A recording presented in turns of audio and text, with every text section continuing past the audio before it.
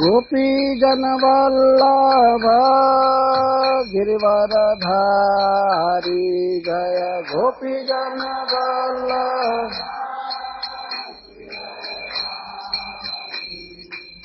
यशोदानंदन व्रज जन रंजन यशोदानंदन। यमुना तीरा वनचारी यमुना तीरा। जय राधा माधव कुंज विहारी जय राधा माधव। गोपी जन वल्लभ गिरिवरधारी जय गोपी जन वल्लभ। यशोदानंदन व्रज जन रंजन यशोदानंदन। यमुना तीरा वनचारी यमुना तीरा वनचारी। जय राधा माधव कुंज विहारी जय राधा माधव। जय कृष्ण बलराम जय कृष्ण बलराम कृष्ण बलराम जय कृष्ण बलराम जय कृष्ण बलराम जय।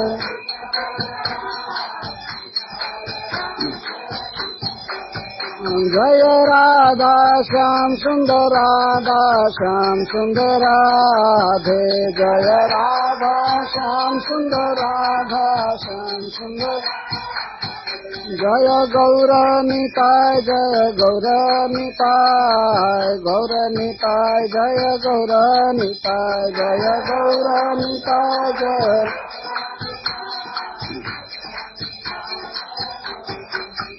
प्रभुपाद प्रभुपाद प्रभुपाद प्रभुपाद जय जय प्रभु।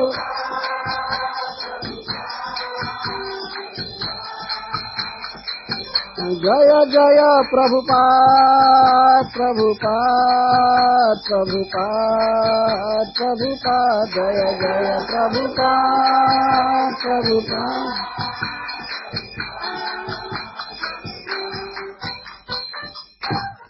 जय ओम विष्णुपाद परमहंस परिव्राजकाचार्य स्तोत्र श्री श्री श्रीमद अभय चरणारविंद भक्ति वेदांत स्वामी श्रील प्रभुपाद की जय। अनंत कोटि वैष्णव वृंद की जय। ग्रंथराज श्रीमद् भागवतम की जय। श्री श्री कृष्ण बलराम की जय। श्री श्री राधा श्याम सुंदर की जय। श्री श्री गौर निताई की जय। गौर Premanandi. All glories to the assembled devotees. All glories to the assembled devotees. All glories to the assembled devotees. All glories to Sri Sri Guru and Gauranga. Jai Srila Prabhupada. उद्वाहं वीरकन्यानां वीर्यशुल्कादिलक्षणं मृगस्य मोक्षणं पापात् द्वारकायां जगत्पते। द्वारका में देखूंगा ये सब मतलब द्वारका भी आपको जाना है, ये सिद्ध कर दी। श्यमंतकस्य च मणे आदानं सहभार्यया मृतपुत्र प्रदानं च ब्राह्मणस्य स्वधामतः पौंड्रकस्य वधं पश्चात् काशीपुर्याश्च दीपनं दन्तवक्त्रस्य निधनं चैद्यस्य च महाक्रतौ यानि चान्यानि वीर्याणि द्वारकामावसन् भवान् कर्ता द्रक्ष्याम्यहं तानि गेयानि कविभिर्भुवि अथ ते कालरूपस्य क्षपयिष्णोरमुष्य वै अक्षौहिणीनां निधनं द्रक्ष्याम्यर्जुनसारथेः विशुद्धविज्ञानघनं स्वसंस्थया समाप्तसर्वार्थममोघवाञ्छितम् स्वतेजसा नित्यनिवृत्तमाया गुणप्रवाहं भगवन्तमीमहि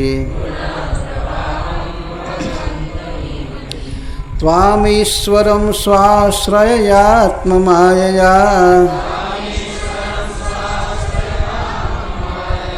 विनिर्मिताशेषविशेषकल्पनम् क्रीडार्थमध्यात्मनुष्यविग्रहम् नतोऽस्मि धुर्यं जदुवृष्णिसात्वताम्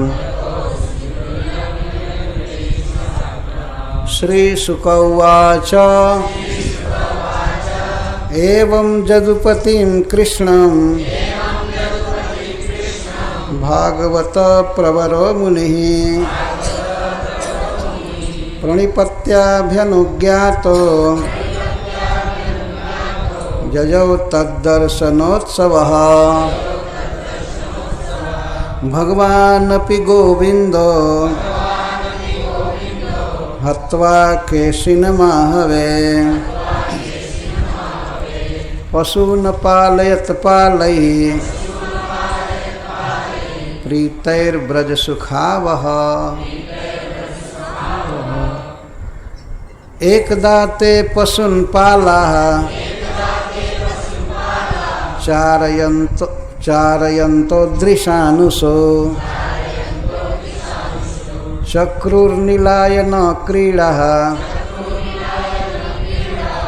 चोरपालापदेशतः तत्रासन् कतचिच्चोराः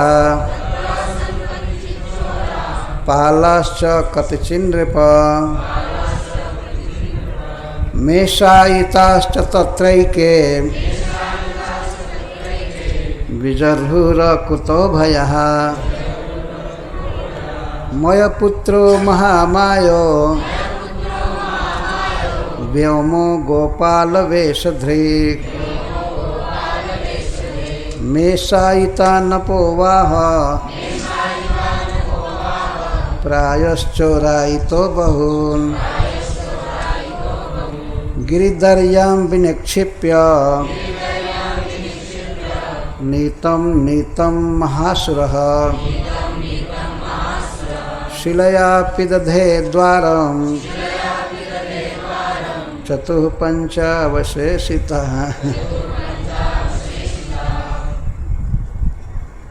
तस्य तत्कर्म विज्ञाय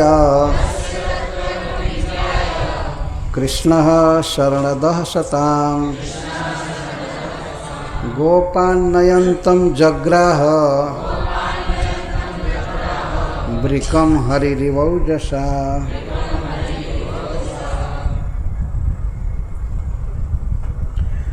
स निजं रूपमास्थाय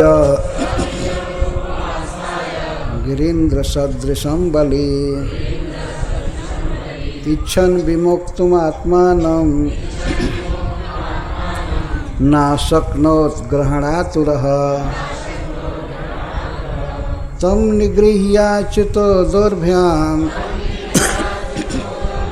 पातयित्वा महीतले पश्यतां दिवि देवानां पशुमारममारयत् गुहापिधानम निर्भिद्य गोपान् निःसार्य कृच्छ्रतः स्तूयमानः सुरैर्गोपैः प्रविवेश स्वगोकुलम्। इति श्रीमद्भागवते महापुराणे पारमहंस्यां संहितां दशमस्कन्धे पूर्वार्धे व्योमासुर वधो नाम सप्तत्रिंशोऽध्याय। समस्त भागवतों में श्रेष्ठ श्री नारद जी भगवान श्री कृष्ण से एकांत में बात कर रहे हैं और उनके श्री मथुरापुरी की लीला और द्वारकापुरी की लीला के विषय में कह रहे हैं। वहाँ एक प्रकार से जाने के लिए कह रहे हैं, भगवान के लीला का अनुक्रम सुना रहे हैं। तो उन्होंने कहा, यहाँ से हम प्रारंभ करते हैं। परसों मथुरापुरी में मैं चारूण, मुष्टिक, अन्य पहलवान गण, हाथी और कंस के भाइयों की मृत्यु आपके हाथ से देखूंगा, आपसे देखूंगा। ऐसा नहीं कोई किसी कारण से मरण हो जाएगा, नारद जी देखेंगे। भगवान को जाना है वहाँ, ते आपके द्वारा निहत देखूंगा। मरा हुआ देखूंगा ये बात नहीं है, कैसे मारे जा रहे हैं, कैसे आप पहलवानी कर रहे हैं, ये सब देखूंगा। और इसके बाद तस्य अनु, इस घटना के बाद शंख जवन मुराणाम नरकस्य च वधम द्रक्ष्यामि इति शेष। इसके बाद शंख का वध देखूंगा, शंखासुर, और जो अपने गुरुपुत्र को लाए भगवान समुद्र से, तो उसमें शंखासुर रहता था, उसका वध करेंगे। और यवन, काल जवन का वध करेंगे, मुराणा और मूर नामक दैत्य का, तथा भौमासुर, भूमि का पुत्र नरकासुर का वध मैं देखूंगा। पारिजातापहरणम, और मैं स्वर्ग से पारिजात वृक्ष का अपहरण देखूंगा। इंद्रस्य च पराजयम देखूंगा, इंद्र किस तरह आपसे युद्ध किए और बुरी तरह से हार गए, ये भी देखूंगा। इन सब लीलाओं का लिस्ट श्री नारद जी प्रस्तुत कर रहे हैं। उद्वाहम वीर कन्या नाम, वीरों की कन्याओं के साथ आपका विवाह देखूंगा। वीरा नाम मतलब श्री भीष्मक जी आदि, वीर कन्या नाम, वीरों की कन्याओं से आपका विवाह देखूंगा।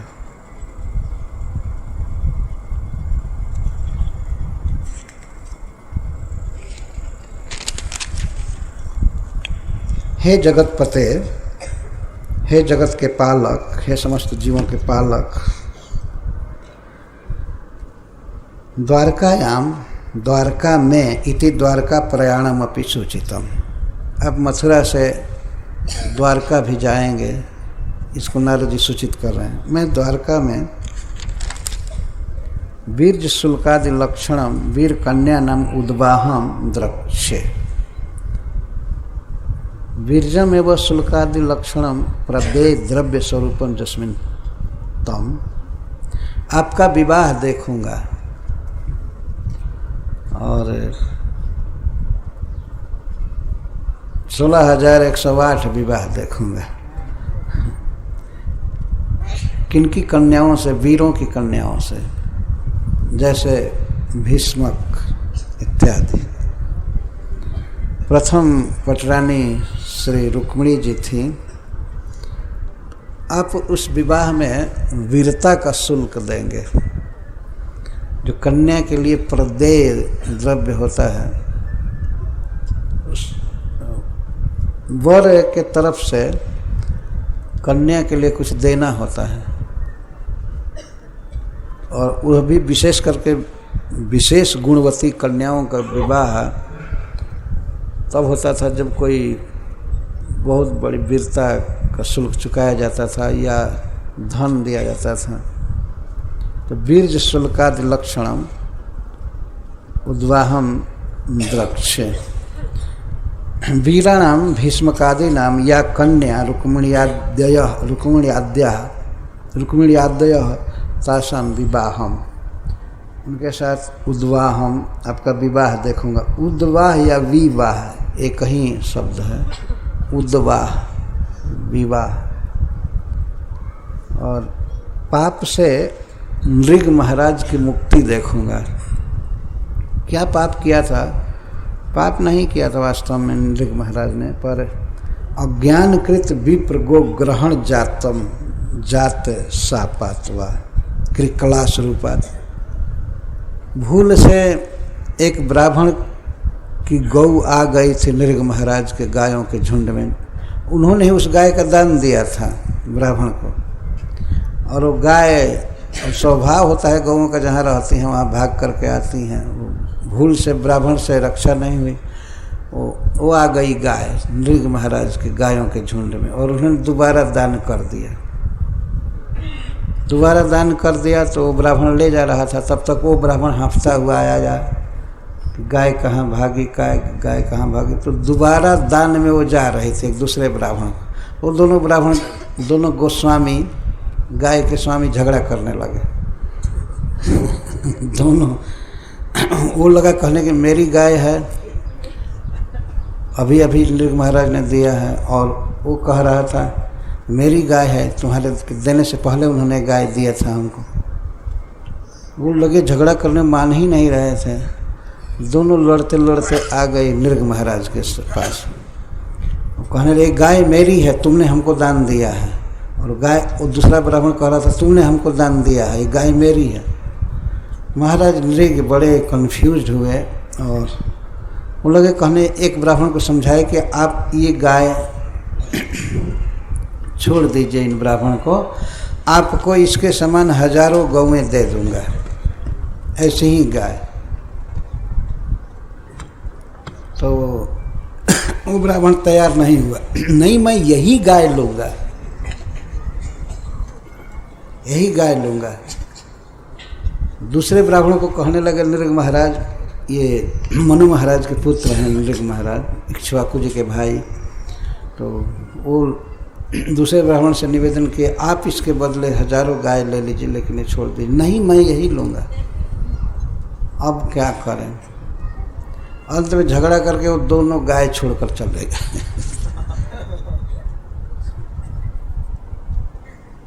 अब इस गोहरण का पाप लगा उन्हें, दे करके गाय और फिर ले लिए, ले नहीं लिए, अनजान में ही हो गया। लेकिन अब करें क्या? ये ब्राह्मण का शाप हो गया। वो लोग कहे देना है कि नहीं, ऐसे सोच रहे थे क्या करें क्या करें, दोनों मान नहीं रहे थे। तो दोनों ब्राह्मणों ने शाप दे दिया, तुम क्रिकलाश हो जाओ, गिरगिट हो जाओ, केवल सिर डुला रहे हो, गिरगिट हो जाओ। जब बिहार साफ हो गया तो उसी को श्रील सुखदेव गोस्वामी कहते हैं पापात अज्ञानकृत विप्र गोहरण जात सापात, साप से, इसका साप से नृग की मुक्ति देखूंगा द्वारका में। स्यमंत कस्य च मणे राधानम सहभार्जया, और मैं यह भी देखूंगा कि आप स्यमंतक मणि प्राप्त करेंगे भारजा के साथ। सत्यभामा जी के साथ प्राप्त करेंगे। सत्यभामा जी का विवाह हुआ भगवान के साथ, तो उनके पिताजी सत्राजित दहेज में स्यमंतक मणि भगवान को दिए, लेकिन भगवान रखे नहीं। अभी ये मणि बहुत बहुत हत्या कराएगा, देख लिए भगवान, इसलिए वो रखे नहीं। कह नहीं रखिए आप ही, इसका जो सोना उत्पन्न होता है वो महाराज उग्रसेन के दरबार में दे दीजिएगा राजकोष में, बाकी आप रखिए। बाद में उससे मणि की चोरी हुई, हत्याएं हुई, श्री अक्रूर जी भागे वाराणसी, क्या क्या हुआ।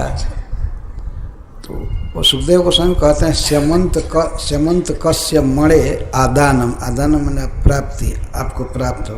सह भारजया, भारजा के साथ, सत्यभामा जी के साथ, मृत पुत्र प्रदानम च ब्राह्मणस्य स्वधामत, और मरे हुए पुत्र, ब्राह्मणस्य मृत पुत्र प्रदान, ब्राह्मण के मरे हुए पुत्र को आप लाएंगे स्वधामत, अपने धाम से।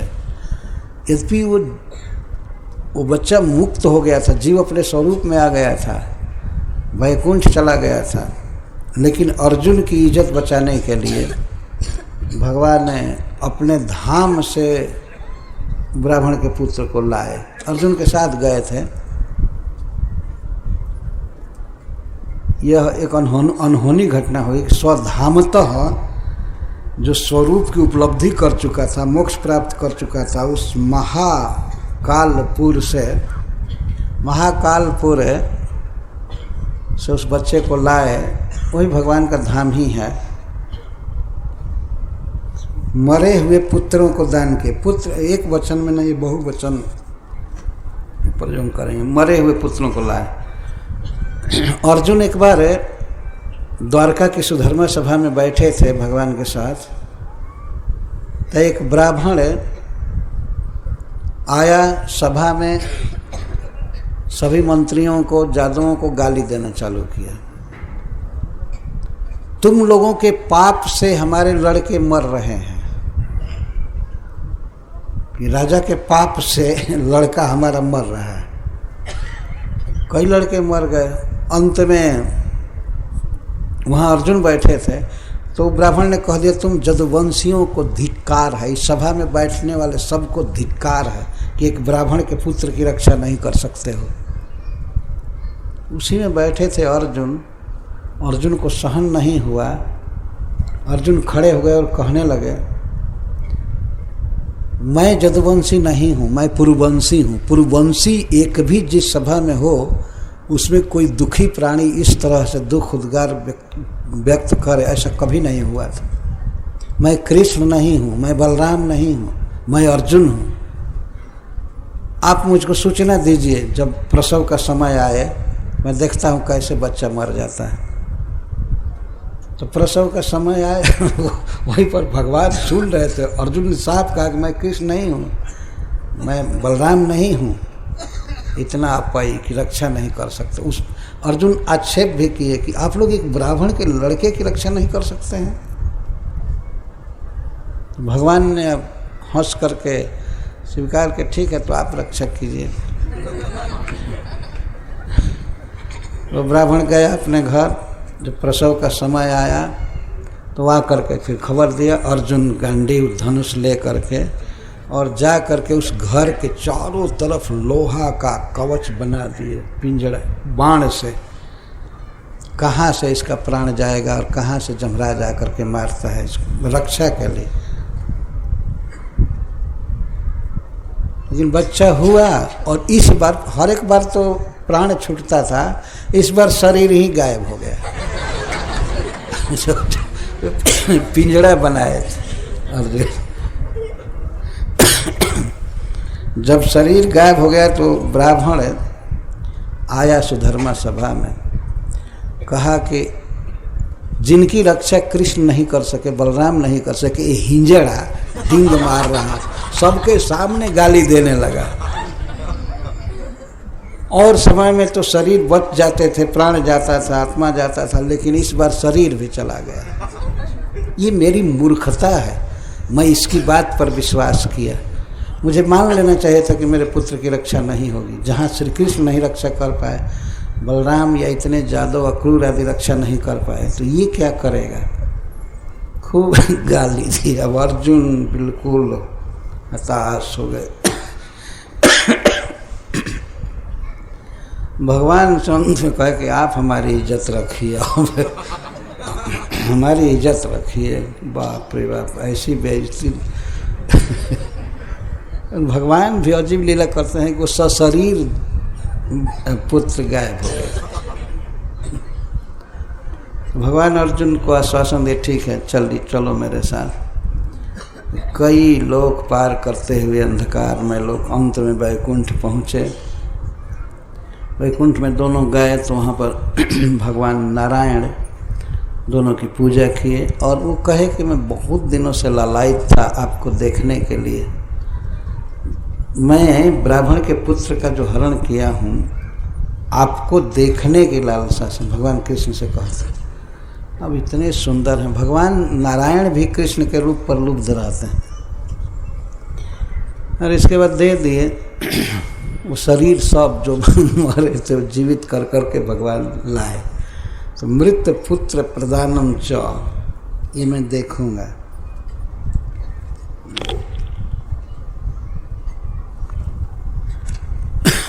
पौंड्रकस्य वधम पश्चात काशीपुर्यश्च दीपनम। पौंड्रक का वध देखूंगा और उसके वध के बाद काशी को धधकते हुए देखूंगा सुदर्शन चक्र की ज्वाला से। भगवान जलाए हैं एक बार काशी जी को, पूरा भस्म कर दिया, तो वो जलते हुए देखूंगा। दीपनम। पौंड्रक एक ऐसा राजा था, उसके बंदी जन और राजा आदि बहुत प्रशंसा किए कि आप साक्षात ईश्वर हैं और आप अवतार लिए हैं पृथ्वी का भार दूर करने के लिए। लेकिन सुनते हैं कि द्वारका में कोई एक अपने को वासुदेव कहता है भगवान का अवतार, सब लोग उसको मानते हैं। लेकिन आपके रहते आप स्वयं साक्षात पर ब्रह्म ईश्वर हैं, अखिल लोकनायक, ऐसे कहते हैं।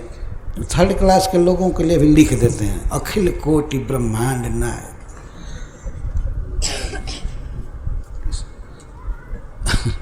तो वो सब कह रहे थे। काशी में ऐसे ही घमंडी लोग रहते हैं। काशी में और जगह से ज़्यादा विद्याभिमानी रहते हैं, बिना विद्या के ही अभिमान में बहुत रहते हैं। एक बार दिल्ली से संकीर्तन करते हुए हम लोग बनारस गए थे, 78 की बात। संकीर्तन कर रहे थे, पुस्तक वितरण कर रहे थे संकट मोचन मंदिर में। तब तक एक पंडित जी आए, मोटे तगड़े थे, तिलक किए हुए, हनुमान जी वाला। क्या कर रहे हो तुम लोग? हम लोग कहे कि हम लोग धार्मिक किताब भगवद गीता एजिटीज और छोटी छोटी किताबें थी, अन्य लोगों की सुगम यात्रा इत्यादि कृष्ण की, हम लोग इसको वितरण कर रहे हैं, बेच रहे हैं। तुम लोगों को दूसरा कोई नगर नहीं मिला, काशी में इसकी क्या जरूरत सीधा बोले, काशी में इसकी क्या जरूरत है? यहाँ कौन नहीं जानता है गीता? दूसरे जगह ले जाओ, मिर्जापुर ले जाओ अथवा जौनपुर ले जाओ, उधर बात। कह करके वो चले गए। हम लोगों को तो जो करना था वो कर रहे थे, लेकिन एक नमूना मिला काशी के अभिमान का। तो काशी का वो राजा था, उसका नाम था पौंड्रक।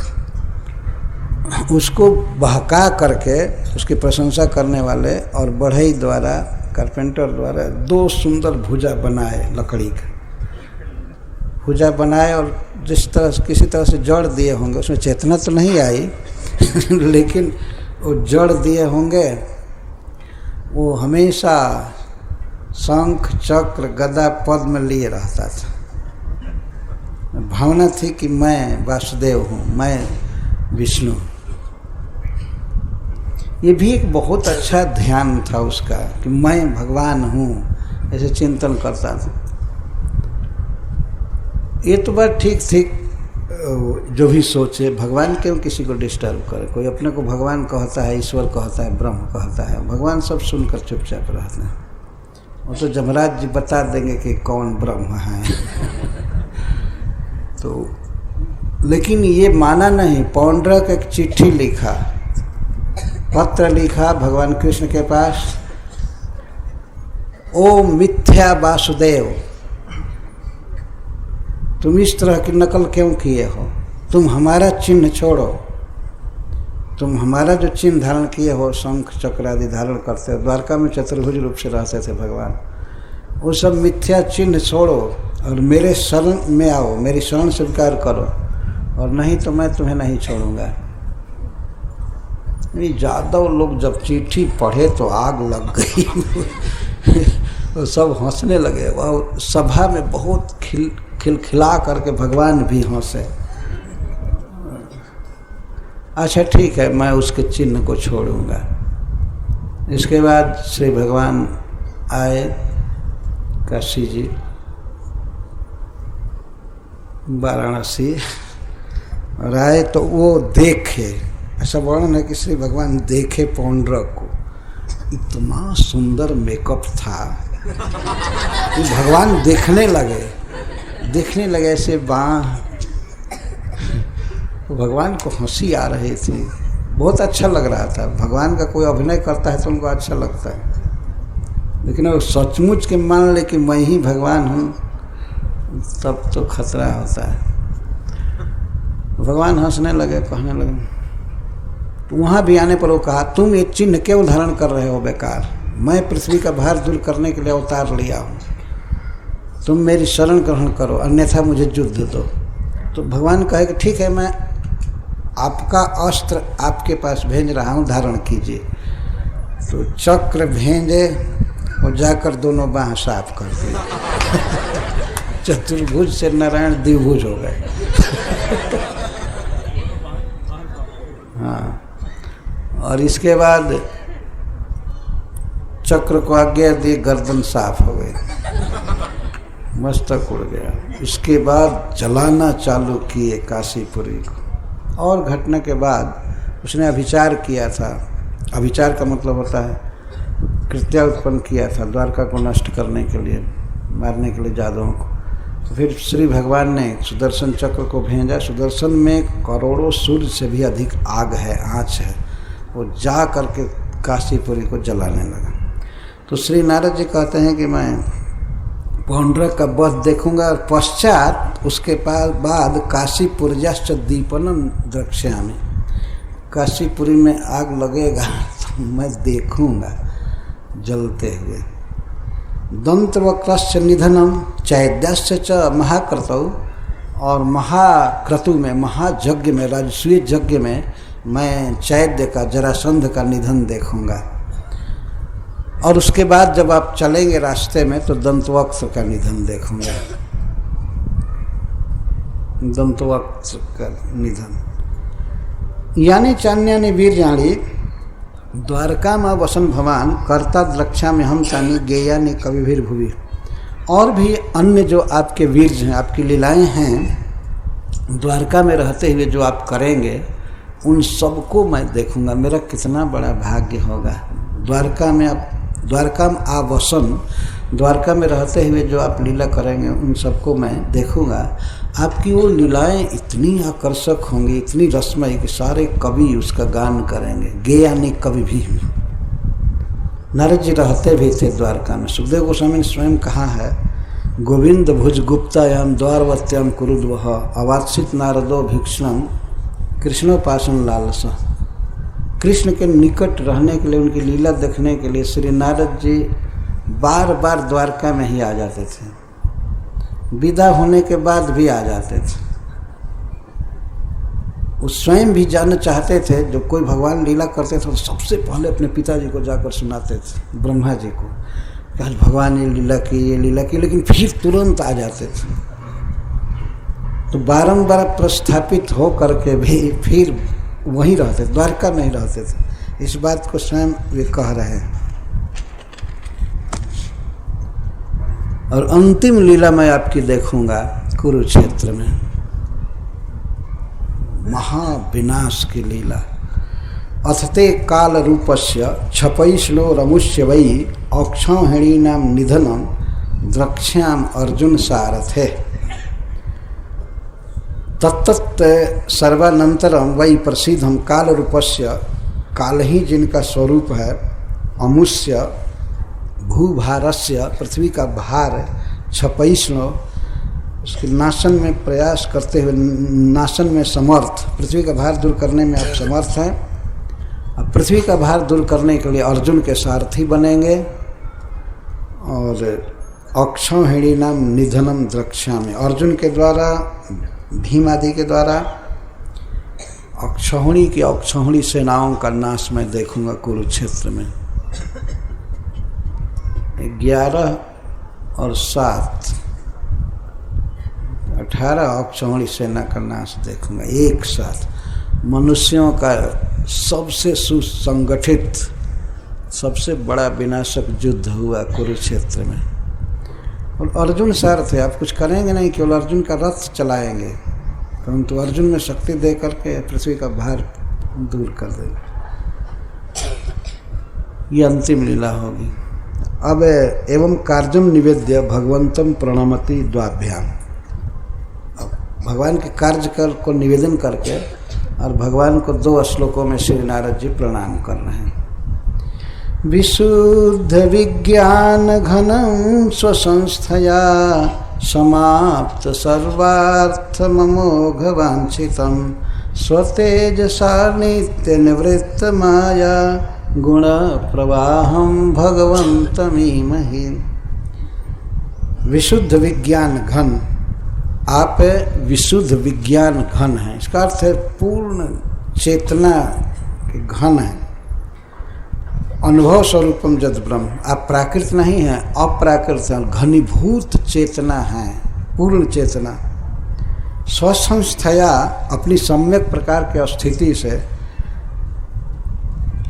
सम्यक स्थिति से आप अपने स्वरूप में रहते हैं, सर्व काल में एक समान रहते हैं और अपनी स्वरूप शक्ति से समाप्त सर्वार्थम सम्यग आपता भवन्ति सर्वथा सर्वविध भक्त मनोरथा जस्मत्वम। समाप्त का अर्थ होता है प्राप्त, सर्वार्थम भक्तों के सारे मनोरथ आपके द्वारा पूर्ण किए जाते हैं। समाप्त सर्वार्थम सम्यग आपता भवन्ति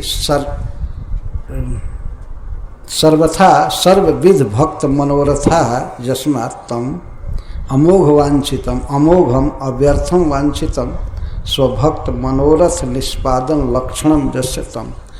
हे प्रभु, आप अपने भक्तों की इच्छा पूरी करते हैं।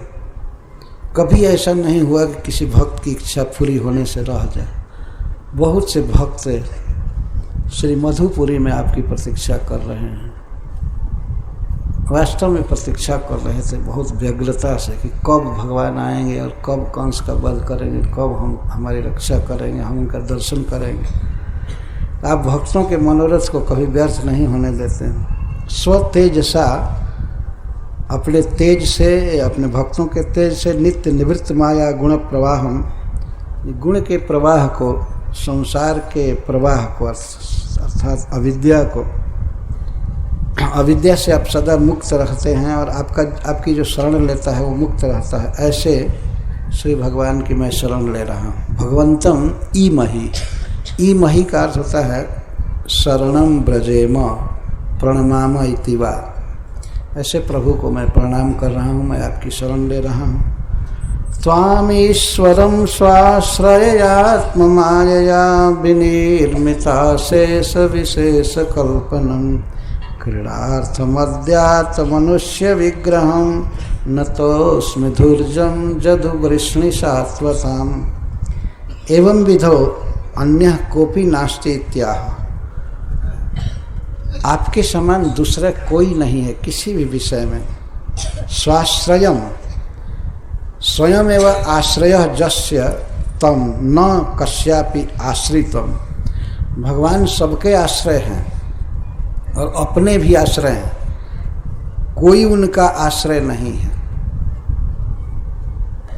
भगवान और किसी का आश्रय नहीं लेते हैं, स्वतंत्र हैं और सब तरह से पूर्ण हैं। आत्ममाया अपनी अधीन शक्ति से, बहिरंगा शक्ति से, विनिर्मिता से विशेष कल्पना, आप इस विचित्र विश्व की सृष्टि करते हैं क्रीडार्थम इस समय अद्य इस समय क्रीड़ा के लिए अपने प्रयोजन की सिद्धि के लिए आत्मनुष्य विग्रह अब स्वीकार किए हैं मनुष्यों के साथ झगड़ा है। मनुष्य ही कंसाद भी सब विग्रह कंस प्राण तुल्य केसी बध हेतुकम सात्रवम जेन तम। श्रीपाद सनातन गोस्वामी जी कहते हैं कि भगवान ने वैर किए। क्या वैर किए? वैर यह किए कंस के साथ कि कंस के प्राण के समान केसी का वध कर दिया। यह है कंस के साथ शत्रुता कायम करना। आत्मनुष्य विग्रह स्वीकृत। मनुष्य विग्रह का अर्थ है मनुष्य स्वरूप अपना निराकार विग्रह, परंतु अद्य इस समय आप मनुष्य विग्रह स्वीकार किए हैं तो मनुष्यों से कंस आदि से झगड़ा चालू किए। ये अर्थ हुआ। ये तो अद्य आत्मनुष्य विग्रह, इसका अगर आज मनुष्य शरीर धारण किए हैं कहा जाए तो पहले मनुष्य शरीर नहीं है उनका, ये दोष आएगा। तो इसीलिए मनुष्य विग्रह मनुष्यों के साथ कंसादि के साथ आप चालू किए हैं सात्रवम शत्रुता। ऐसे प्रभु को मैं नमस्कार करता हूँ। ईश्वरम त्वाम नतः अस्मि, मैं हे ईश्वर सबको बस में रखने वाले आपको प्रणाम कर रहा हूँ। श्री शुक उवाच एवं जदुपतिं कृष्णं भागवत प्रवरो मुनिः प्रणिपत्याभ्यनुज्ञातो जजौ तद्दर्शनोत्सवः।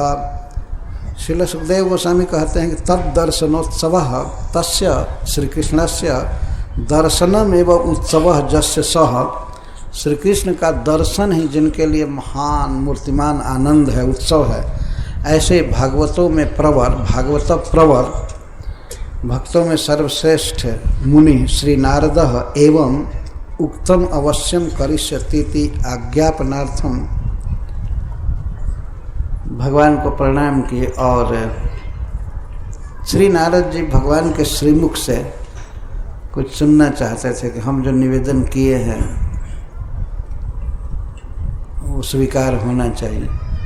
तो भगवान मुस्कुराए,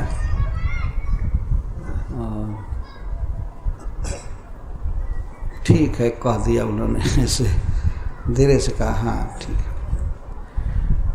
तो भगवान से आज्ञा लेकर के उनकी परिक्रमा किए श्री नारद जी और प्रणाम करके फिर वीणा पर भगवान का नाम गाते हुए चले। जजो तद्दर्शनोत्सव, भगवान का दर्शन ही जिनके लिए परम आनंद थे। श्री नारद जी को और कोई कामना नहीं है, बस श्री भगवान की लीला देखें, उनसे भेंट हो, लीला का गान करें, यही इच्छा रहती है। दर्शन की हमेशा लालसा रहती है, यही उनके लिए उत्सव है। तो जदुपतिम कृष्णम प्रणिपत्य, मैंने कहा अंत में जदुपतये नमः, ध्यान रखिए जादुओं की रक्षा करनी है। ये अंतिम बार कह करके जा रहे हैं। इसलिए श्रील सुखदेव गोस्वामी जदुपति, जादवों के पालक, अपने भक्तों के पालक कृष्ण को इस तरह से कह करके जदुपति कृष्णम प्रणिपत्य साष्टांगम प्रणम्य, साष्टांग प्रणाम करके अभ्यनुज्ञात और आज्ञा ले करके श्री कृष्ण ने प्रस्थापित संजय जाओ। और श्री भगवान ने संकेत किया कि अच्छा ठीक है आप जाइए। अब भगवान को लीला करनी है ना सखाओं के साथ, एकांत में बहुत देर बीता। तो आज अंतिम ब्रज की लीला है प्रकट। तो बीच में आकर के कोई स्तुति कर रहा है, कोई असुर खड़ा हो जा रहा है, जब भगवान को डिस्टर्ब हो रहा था। तो आज अंतिम दिन है ब्रज लीला का, तो भगवान लीला करने के लिए उत्सुक थे। भगवान अपि गोविंदो हत्वा केशिनमाहवे पशून पालयत पालय प्रीतैः ब्रज सुखावहः। भगवान गोविंद भी जब नारद जी चले गए तो भगवान गोविंद भी केसी का वध करने के बाद प्रीत ही पालहि सह प्रसन्न गोपालों के साथ पशुओं का पालन करने लगे, चराने लगे, खेलने लगे सखाओं के साथ। श्री कृष्ण को थोड़ा भी अभिमान नहीं हुआ कि मैं इतना बड़ा काम किया, केसी की हत्या किया। इसे लगता है कि केसी का वध भगवान श्री नारद जी के आने से पहले किए, कुछ ऐसा संदेह होता है। अथवा केसी का वध किए उसके बाद तुरंत नारद जी आ गए, तो नारद जी की प्रार्थना सुनते रहे और उसके बाद तब खेलना प्रारंभ किए, पशुओं को चराना चालू किए। पशुन अपालयत पालय प्रीत ही ब्रज सुखावा। और गोप सखागण बड़े प्रसन्न हुए। केसी का जब वध हो गया तो एक तो प्रसन्न हुए और निर्भय हो गए, भयभीत थे, बहुत भय था, तो सब प्रसन्न हो गए। और श्री कृष्ण को श्री सुखदेव गोस्वामी ब्रज सुखावह, ब्रजम सुखम आबहति इति ब्रज सुखावह, जो ब्रज को, गौओं को, गोपों को सुख दे, जो वृक्ष लता मयूर आदि पशु पक्षी को वो सुख देते हैं, तो उनको ब्रज सुखावह कहते हैं। ब्रज को सुख देने के लिए आज अंतिम सुख देना है सखाओं के साथ खेल करके।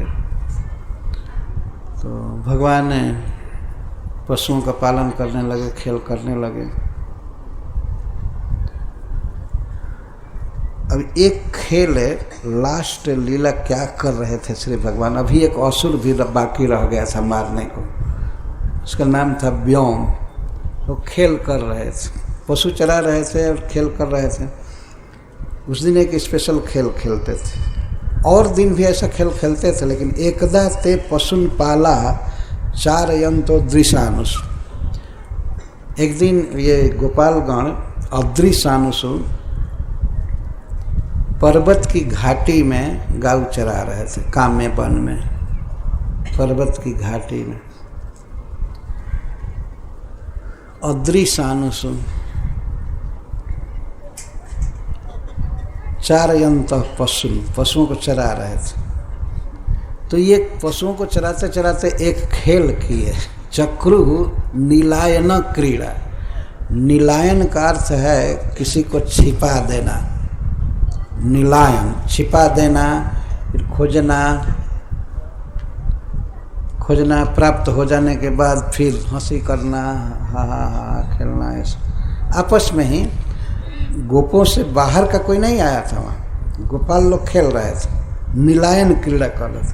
चौर पाला प्रदेश पर गोपों में कोई कोई चोर बने और कोई कोई गणेरी बने, भेड़ पालने वाले। और कुछ बच्चे जो छोटे छोटे गए थे कृष्ण के साथ, वो सब मेष बने। मेष मतलब भेड़, वे तीन बने। कुछ लोग रक्षक बने, पाल, भेड़ों की रक्षा करने वाले। और कुछ चोर बने और कुछ भेड़ बने। भेड़ ज़्यादा लोग बने, भेड़ों की संख्या ज़्यादा होती है। तो चोर बने हुए सखा जो थोड़ा उम्र में बड़े बड़े थे, कृष्ण के ही सखा थे, लेकिन सब खेल थोड़े बड़े थे अपेक्षा के, सब चोर बने।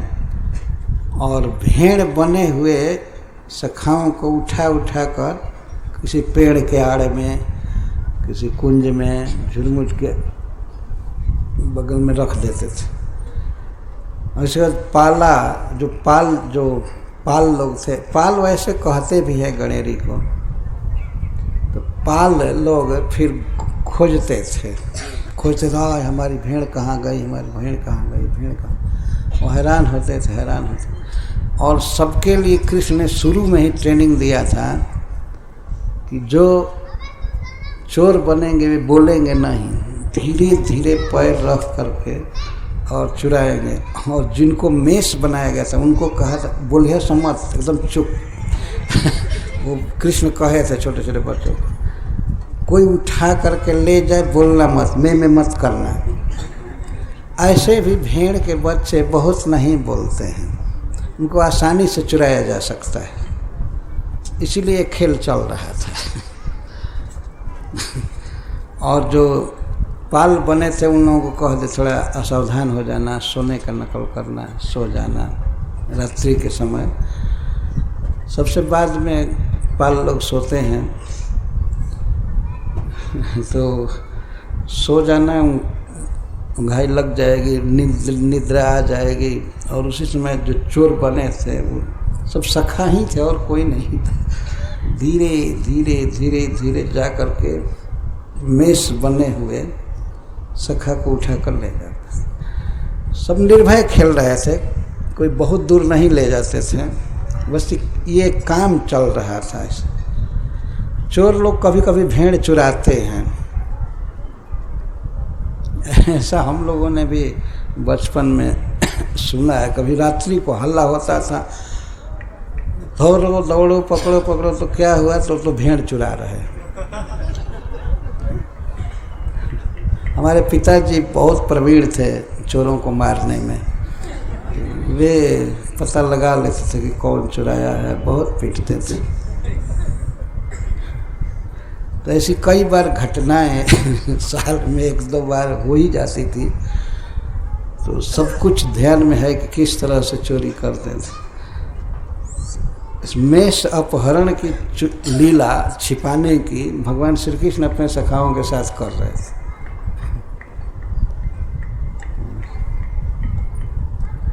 चोर पालापदेशतः चौराह पालाश्च रक्षका तेषाम अपदेशतः अभिनयात।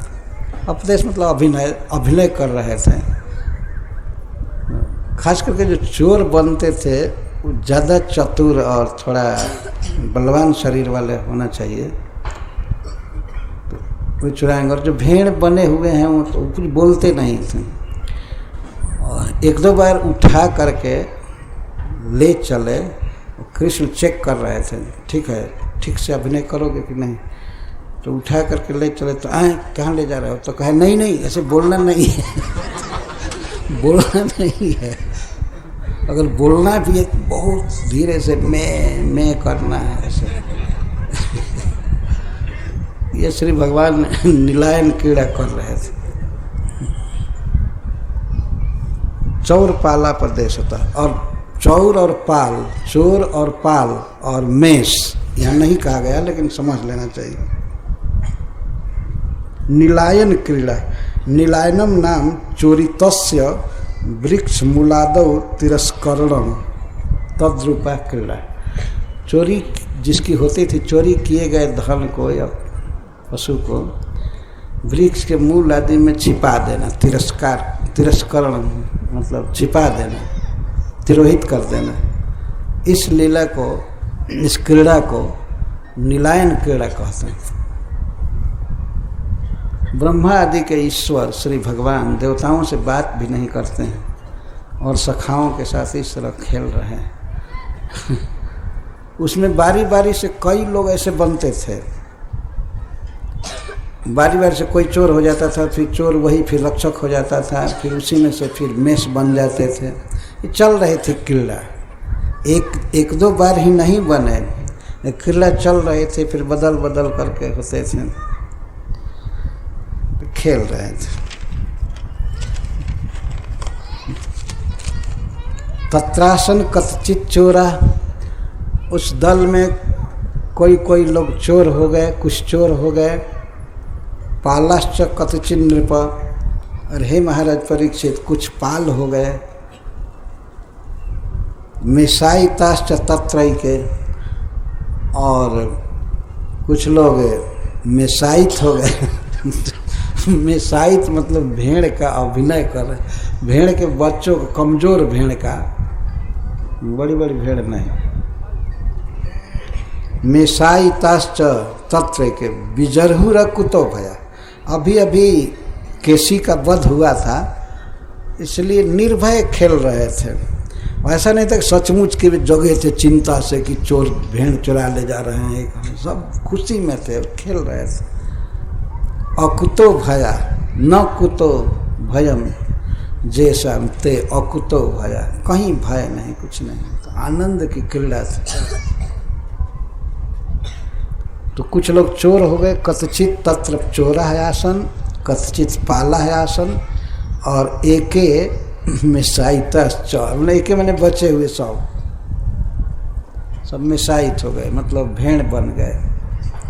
तो भेड़ जैसा ऐसे बैठना, पागुर करना, वो बच्चे सब चालू किए थे। भगवान ने ट्रेनिंग दिया था कि भेड़ बनना है तो ऐसे बनना है, ऐसे बैठो, रात्रि को सो जाओ। तो जो चोर बने थे उनको भी ट्रेनिंग दिए थे कि ऐसे जा करके उठाना, ऐसे उठाना, और उठे नहीं तो उसको उठा कर धीरे धीरे चलाना। तो वो हाथ से और पैर से जो भेड़ बना हुआ है वो चलने को उसको सिखाया गया था। तो वैसे चलना, क्योंकि बहुत बड़ाई छोटाई ज़्यादा नहीं थी, इसलिए भेड़ को टांगना उन बच्चों के लिए मेहनत का काम था। तो श्री कृष्ण ने कहा कि अगर भेड़ बनना है या तो एकदम निश्चेष्ट हो जाओ और टांग ले, और नहीं टांग सके तो धीरे धीरे ले जाने लगे, तो हाथ से और पैर से धीरे धीरे भेड़ की तरह चल करके चले जाना उसके साथ। और जहाँ रखे तो वहाँ से कोई आवाज़ नहीं आना चाहिए। भेड़ सबसे कम बोलते हैं इस तरह से, उनका गला भी काटा जाए तब भी नहीं चिल्लाते हैं, इतने सीधे साधे पशु हैं। गला काटने के लिए कोई छुरी लावे तब तक नहीं चिल्लाएंगे। हाँ, भले कुछ काटना चालू करे तब हो सकता है कि थोड़ा आक्रोश करें, चिल्लाएं। इसलिए भेड़ बनना और उसकी चोरी करना ये बहुत सुगम लीला थी। हो सकता है कि भगवान के समय में भी इस तरह से भेड़ चुराते होंगे कुछ चोर लोग। तो भगवान इस लीला को कर रहे हैं। अकुतो भया निर्भया संत न कुतश्चित भयम जैसा श्री भगवत प्रभावेण दैत्यादिभ्यो भया भावात् यद्वा श्री वृंदावनवर्ती महादैत्य केशादि बधे न अशेष भयम निवृत्ते अयम च तेषु व्योमस्य प्रवेशे हेतुरपि उहिया। तो व्योम उसमें कैसे आ गया? वो खेल रहे थे, कोई ध्यान नहीं था, आनंद में थे, सब लीला कर रहे थे। ये मिसाइत और पाला और चौरा ये सब लीला कर रहे थे। तो व्योमासुर आया और बड़ा आसान पड़ा उसको, तुरंत गोपाल का वेश धारण करके, गोपों का बच्चे का वेश धारण करके और घुस गया। और वो काहे को रक्षक बनने जाए, वो चोर ही बना, चोर था ही पहले से। तो उसको चुराने में आसान पड़ा और को चुरा करके बच्चों को व्योमासुर गुफा में डालना था, तो वो चोर बना आ गया। श्री भगवान जानते थे कि एक असुर आया है, दैत्य आया है, इसमें गोपाल बन करके खेल रहा है। फिर भगवत विच्छेदादि शंका राहित्याद अकुतो भय का अर्थ है कि बच्चों को भगवत संग विच्छेद होने की कोई शंका नहीं थी। यद्यपि कल विच्छेद होने वाला है पर इसका कोई ध्यान नहीं है, इसलिए अकुतो भया श्रील सुखदेव गोस्वामी कहते, परम आनंद में खेल रहे हैं। तत्र अदृशानसो विहारम चक्रु विजरूह विहारम चक्रु, उस पर्वत की घाटी में विहार कर रहे थे। मय पुत्रो महामायो व्योमो गोपाल वेशधृक् मेषायिता नपोवाह प्रायश्चौरायितो बहुल। ऐसा होने पर एक खेल हो रहा था, तो उस दल में महामायः मय पुत्र, मयो नाम दैत्य मुख्य महामायावी सुप्रसिद्ध, मय दानव महामायावियों में प्रसिद्ध है, और तस्य पुत्र अतु महामाया, महामायावी कपट भेष धारण करने वाला। तो मय का पुत्र था, तो मय महामायावी के रूप में प्रसिद्ध है, तो मय का पुत्र होने से महामाया, महान माया वाला था। मय से भी अधिक मायावी था ये पुत्र, बाप से बेटा दो जो आगे था। ये सुखदेव गोस्वामी के कहने का आशय। नाम क्या था? व्योम। व्योम का अर्थ होता है आकाश, तो ज़्यादा आकाश में रहता होगा इसलिए व्योम नाम पड़ा है उसका। व्योम तन नामक असुर गोपाल वेश धृक गोपालस्य इव वेशम विभ्राण। गोपाल जैसा वेश धारण किया, स्वयं प्रायः चौरायितः, चौर एव तद्वद आचरत, स्वयं प्रायः चौरायित। ये जब भी बना उस खेल में तो प्रायः चौरायित, प्रायः चौर बना। एक आध बार रक्षक हल्ला करने वाला या पाल बन गया, तो जो मेष तो कभी नहीं बना। छनकता था कृष्ण से कि कहीं हमको उठा करके मार न डाले। मेष नहीं बना, भेड़ नहीं बना, प्रायः चौरायित, जब अभिनय करता था तो चोर का। जिंदगी भर इसी चोरी में था, हत्या करने में लोगों की, तो उसको चोर का अभिनय करना अच्छा लगता था, तो इसलिए प्रायः चौरायित, चौरायित था। मेषायितान बहुन गोपान अपोवाह, और मेषायित गोपों को प्रायः बहुत हरण किया। जो मेष बने थे, भेड़ बने थे, उन गोपों को हरता रहा। तो ये था, खेल करना था कि भाई किसी निकट के वृक्ष के मूल में ले जाकर छिपा देना है, झुरमुट में आड़ में कर देना है। लेकिन वो बहुत दूर ले जा रहा था, और ले जा करके एक पर्वत के गुफा में फेंकता था, और तो भगवान की कृपा से बच्चों को कोई चोट नहीं लगती थी। लेकिन वो फेंकने के बाद भी में नहीं करते थे। उनको ऐसे कृष्ण ने ट्रेनिंग दिया था, न हरते समय, ले जाते समय कुछ करते थे प्रतिकार, छोड़ो या ये करो, ये दुख रहा है, कुछ नहीं करते थे। वो सफल अभिनय कर रहे थे। और ले जा करके गुफा में अंदर प्रवेश होकर कर फेंकता था। कोई सुख देने के लिए नहीं ले गया था, फेंकता था कि ये मर जाएंगे। लेकिन भगवान की कृपा से पत्थर का स्पर्श रुई के स्पर्श से भी कोमल था बच्चों के लिए। वे बिल्कुल जीवित रहे, कोई घाव नहीं लगा, लेकिन फिर भी अभी उसी मुद्रा में भेड़ बने हुए। ये भगवान रक्षा न करे तो व्यक्ति कभी भी कुछ भी फजीहत में पड़ सकता है। तो भगवान के भक्त प्रायः भेड़ जैसे ही सीधे साधे स्वभाव के होते हैं। बदमाश असुर सब व्योमासुर जैसे होते। तो कोई ले जा रहा था तो पहले तो धीरे से पकड़ करके ले जा रहा था। गुफा के पास पहुंचने पर बहुत जोर से पकड़ करके और फेंकता था, और उस पर से पिहान चढ़ा देता था। पर्वत की गुफा पर एक बहुत बड़ी शिला थी, उससे ढक देता था, कहीं धीरे धीरे चढ़ करके कोई निकल ना आवे। अपने समझ से तो फेंक देता था कि वो मर जाएंगे, लेकिन फिर भी शंका होती थी कि कोई देख न ले या ये निकल करके धीरे धीरे आ न जाए, तो पिहान चढ़ा देता था।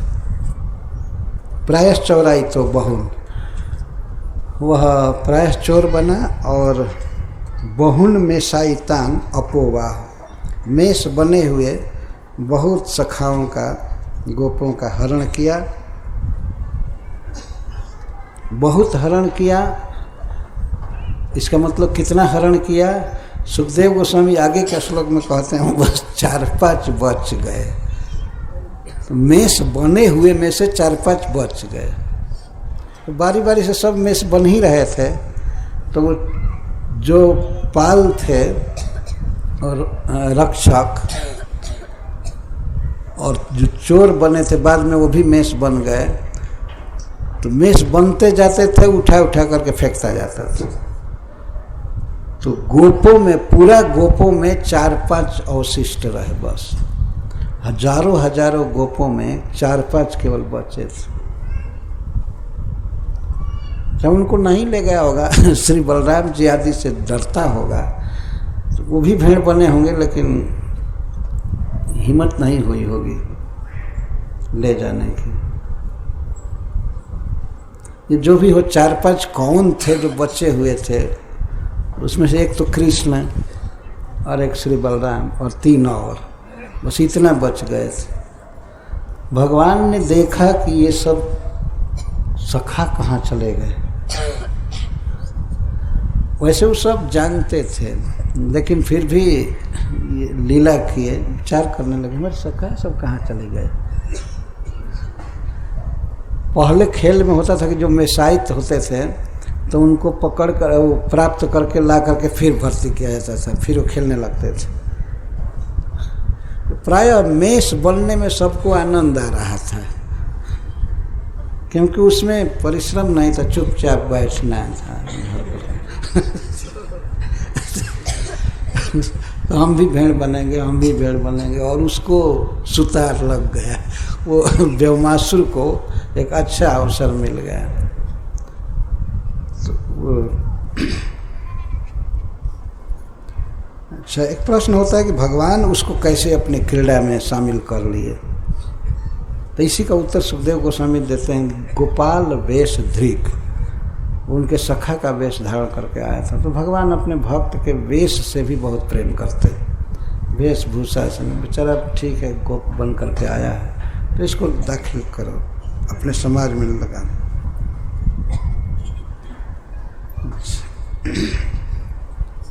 तदनुग्राह्यत्वादिति भाव, भगवान भेषधारी भक्त का भी आदर करते हैं। ये अपना स्वभाव भगवान दिखाए। जब भगवान श्री कृष्ण स्वीकार कर लिए, इसलिए गोपों को कोई शंका नहीं रही, और भेड़ बने हुए भगवत ट्रेनिंग के अनुसार वे कोई भी आवाज़ नहीं किए, चुपचाप रहे। इसलिए उसको गुफा में ले जाकर डालने में भी सब आसान पड़ा। बिल्कुल मरे हुए जैसे पड़े रहते थे, तो उनको उठा कर डालना था गुफा में। निश्चेष्ट थे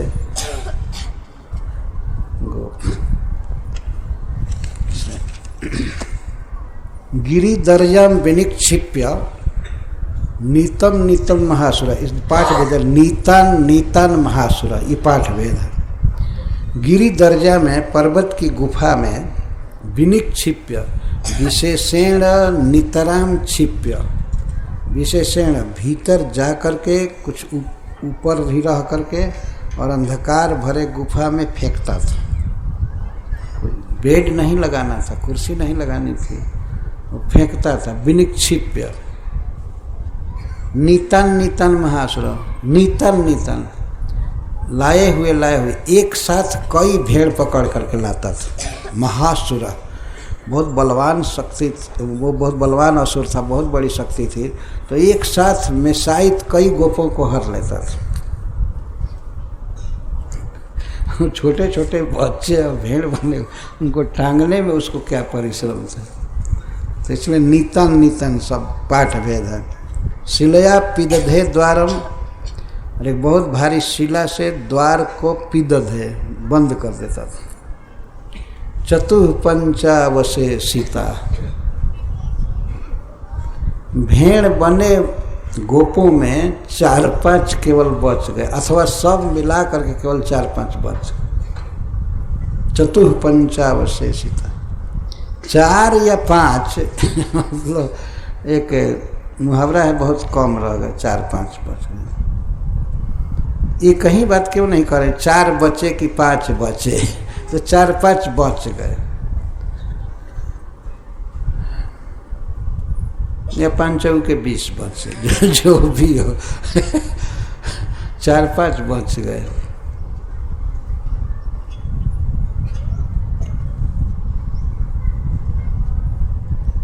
तस्य तत्कर्म विज्ञाय कृष्ण शरणदः सताम गोपाल नयंतम जग्राह वृकम हरिरिवोजस। गोपों को पकड़ करके ले जा रहा था, भेड़ बने हुए गोपों को। तो भगवान उसके कर्म को समझ गए कि ये कहाँ ले जा रहा है और कहाँ डाल रहा है बच्चों को। उसके कर्म को समझ गए, क्योंकि ये सज्जनों के शरण हैं, भक्तों के एकमात्र आश्रय हैं। गोपाल नयनतम, गोपों को जब ढो करके ले जा रहा था, उसी समय उसको पकड़ लिए। दोनों हाथ से पकड़ लिए, जैसे सिंह तेंदुआ को पकड़ लेता है, तेंदुआ को पकड़ लेता है, ऐसे पकड़ लिए, ऊर्ज सा झपट करके पकड़ लिए। पकड़ते ही दोनों गला दबाते ही वो अपने रूप में हो गया। स निजम रूपमास्थाय गिरीन्द्र सदृशम बलि, वो बहुत बड़ा बलवान था और उसका रूप था गिरिराज के समान, हिमालय के समान बड़ा शरीर, एक श्रेष्ठ पर्वत के समान बड़ा शरीर वाला हो गया अपने रूप में। इच्छन विमुक्तुम आत्मानम, और वो छटपटाने लगा छुड़ाने के लिए बाँह, लेकिन इतना कस कर पकड़े थे कृष्ण, ना शक्नोत ग्रहणातुरा, भगवान के बंधन से शरीर हाथ के पकड़ से छूट नहीं पाया। बहुत कोशिश किया लेकिन ना शक्नोत ग्रहणातुरा, ग्रहण से ही वो आतुर हो गया था, इतना जोर से गला पकड़ा था भगवान ने, वो अब आतुर व्याकुल हो गया। इस तरह से भक्त को दुख देने वाले को भगवान मार। तम निगृह या चितो दुर्भ्या, उसको दोनों हाथ से पकड़ करके कस करके दबा करके बहुत बड़े पिलास की तरह पकड़े थे।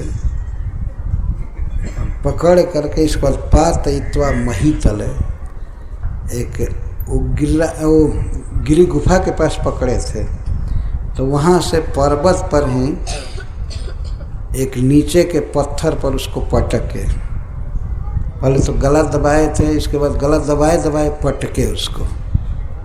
पश्चाताम देवी देवा नाम, अब देवता लोग देख रहे थे, देवताओं के देखते देखते पशु मारम अमारे, जैसे यज्ञ में पशु मारे जाते हैं जैसे, वैसे मार दिए।